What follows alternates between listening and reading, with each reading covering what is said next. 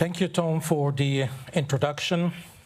Before I begin, allow me to acknowledge the traditional custodians of the land upon which we meet, the Ngunnawal people, as well as their elders, past and present.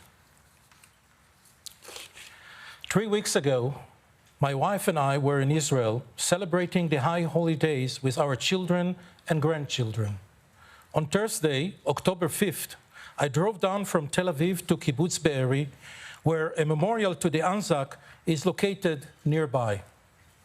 It is less than a kilometer from this memorial to the Gaza border and close to where one of my relatives was killed in 1949, not long after Israel's independence.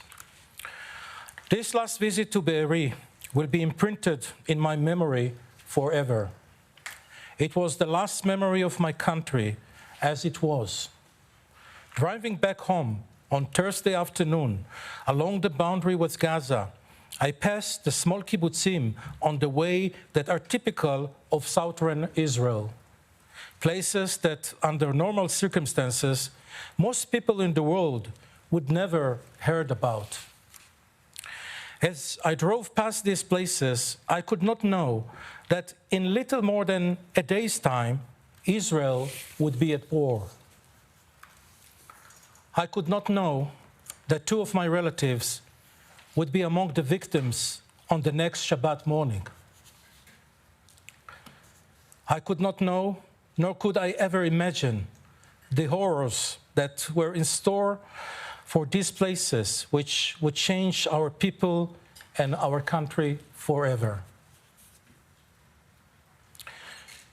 Our lives are currently divided into 2 time periods, the time preceding the 7th October and the time following that day.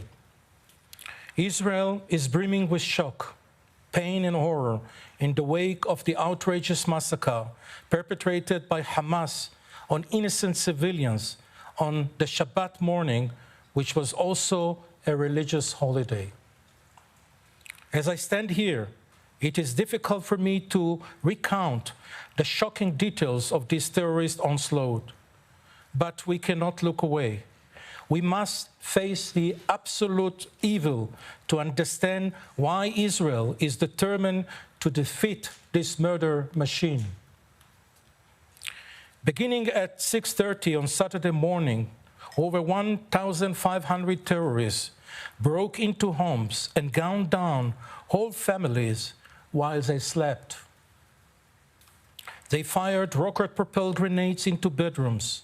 Mothers hid their children in closets, desperately trying to keep their babies from crying. But Hamas spared neither women nor children. Using steel wire, they bound mother to daughter, grandmother to grandson, and burned them alive. Do not look away from this evil.